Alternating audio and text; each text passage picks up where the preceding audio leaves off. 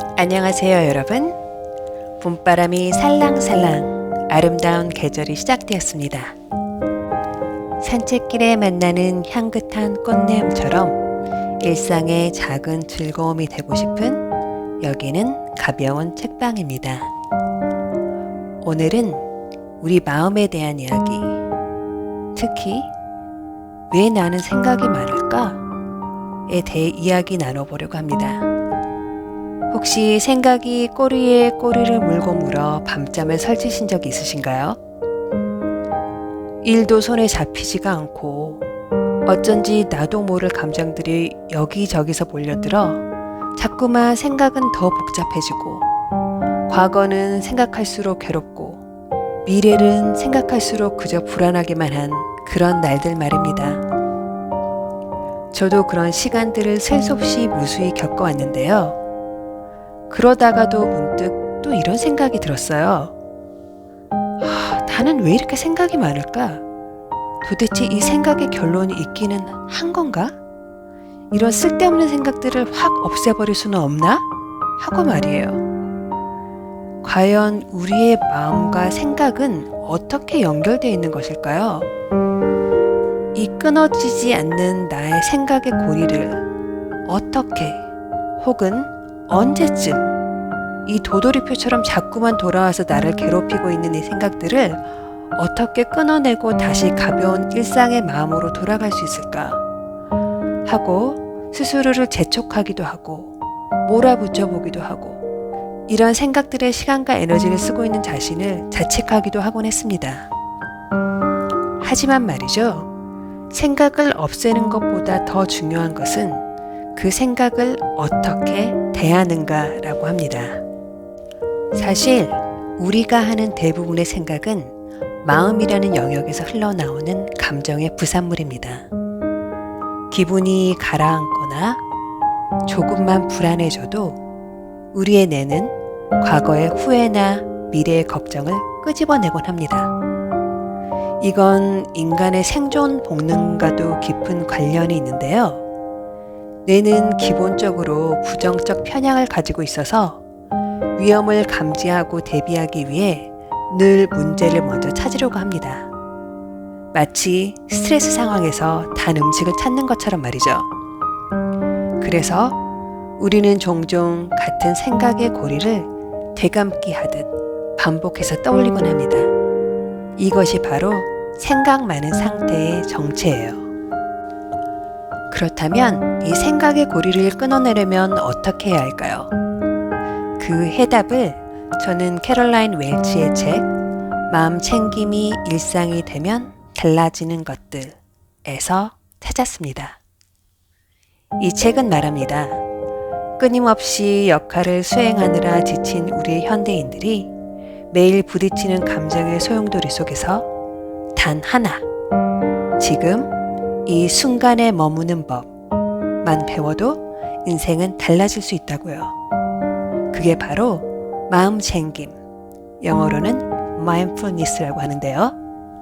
바로 지금, 현재 내가 하고 있는 경험에 온 마음을 다하는 상태를 말합니다.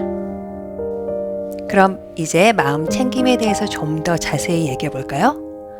마음 챙김은 지금 이 순간을 있는 그대로 인식하고 받아들이는 연습입니다.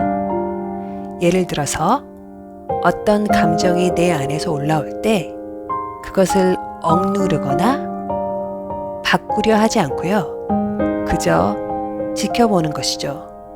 그리고 내가 지금 이런 감정을 느끼고 있구나 하고 알아차리는 겁니다. 저자가 추천하는 몇 가지 핵심적인 실천 방법을 소개해 드리겠습니다. 첫 번째, 감정은 90초 이상 지속되지 않는다는 것을 기억하세요. 속으로 말해보아도 좋을 것 같습니다. 이 감정은 그저 지나가는 순간적인 것일 뿐이다 라고요.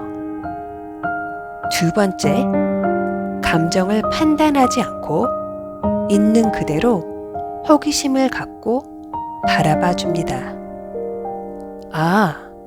내가 내가 지금 화가 올라오는구나. 아, 내가 저 사람을 부러워하는 마음이 올라오는구나. 이렇게 말입니다. 세 번째, 나 자신에게 자비를 베풀며 부드럽게 대해줍니다. 아, 너가 또 호르몬이 치는 장난에 또 속아 넘어갈 뻔했잖아. 이제라도 알아차렸으니 됐어. 괜찮아. 잘했어. 하고 말입니다. 네 번째는 호흡, 시선, 걸음, 일상의 사소한 행위 하나에 집중해 보는 것입니다. 잠시 눈을 감고 나를 행복하게 해주는 어떤 이미지나 장소를 떠올려 봐도 좋을 것 같습니다. My happy place. 내가 평소에 지갑 안에 가지고 다니는 가족 사진을 잠시 들여다보는 것도 좋을 것 같아요. 마음 챙김이 중요한 또 하나의 이유는 우리의 뇌가 변화할 수 있다는 사실 때문입니다. 이것을 신경 가소성이라고 해요. 즉, 우리는 반복적으로 지금 이 순간에 집중하는 연습을 통해 불안에 사로잡히는 뇌 패턴을 바꿀 수 있습니다. 우리 뇌에게 이 순간에 집중하며 휴식을 취하는 것이 낫다는 경험을 계속해서 반복시켜주면 뇌도 마음 챙김 상태를 선호하는 상태로 변화하게 됩니다. 또한 꾸준한 마음 챙김은 스트레스를 줄이고 집중력을 높여주고요. 심지어 면역력과 노화에도 긍정적인 영향을 줍니다. 이처럼 마음 챙김 수련을 꾸준하게 이어가다 보면 우리 뇌는 서로 연결돼 통합된 상태를 보여주는데요. 이것이 우리 삶의 회복력과 정서적 균형을 증진시키는 메커니즘으로 작용하게 됩니다. 그렇게 해서 우리는 우리 인식 속의 감정을 머무르게 하는 방식을 전환하는 힘을 갖게 되는 것이겠죠. 마음 챙김을 실천하는 또 다른 방법으로 저자가 제시하는 것은 바로 삶의 목적의식을 갖는 것입니다. 우리는 갈수록 늘어만 가는 역할의 균형을 맞추기 위해 버티거나 갈팡질팡하거나 부족한 시간 안에서 정해진 역할을 다 해내지 못하는 우리를 질책하기도 하고 비난하기도 하고 그 소강 상태에서 오는 무력감을 분노와 자책과 같은 부정적인 감정으로 쉽게 전환시켜서 그것을 발산하거나 내 자신 안에 간직하는 성향이 있습니다. 행복이 무엇인지 정확히 모르는 상태에서 우리는 행복을 추구하고 있는데요. 그러다 보면 실패할 수밖에 없는 요인이 되곤 합니다. 왜냐하면 그럴 때는 오직 쉬이 사라지는 단기적인 쾌락만 쫓게 되기 때문이죠. 따라서 행복은 선택입니다. 그리고 내 삶의 목적을 바탕으로 나 자신의 발전을 도모하는 행복을 추구할 때에만 비로소 제대로 된 행복을 찾을 수 있다고 말할 수 있습니다. 이때의 마음 챙김은 단순히 감정을 바라보는 기술에서 끝나지 않아요. 나에게 진짜 중요한 게 무엇인지, 어떤 삶을 살고 싶은지 끊임없이 묻고 대답하는 과정 속에서 우리는 흔들리지 않는 중심을 세울 수 있습니다. 비교의 피로에서 벗어나 나만의 속도로 나만의 삶을 살아갈 수 있게 되는 것이죠.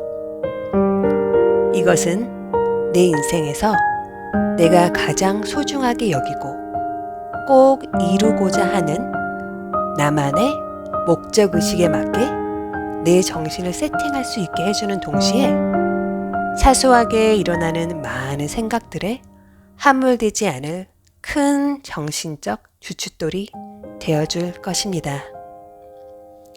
결국 이 모든 이야기의 핵심은 이것입니다.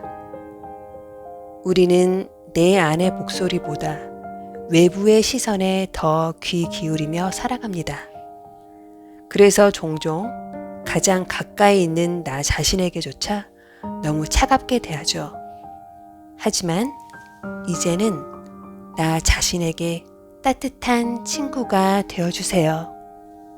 실수해도 괜찮다고, 완벽하지 않아도 괜찮다고, 그저 오늘 하루 버텨낸 나에게 잘했어 라고 말해주세요.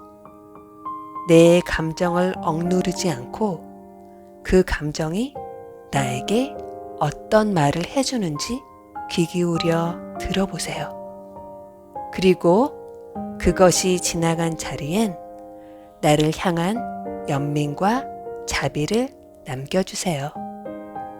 그렇게 할 때 우리는 비로소 삶을 조금 더 부드럽고 단단하게 살아갈 수 있습니다. 오늘도 당신의 하루가 당신에게 따뜻했기를 바랍니다. 감사합니다.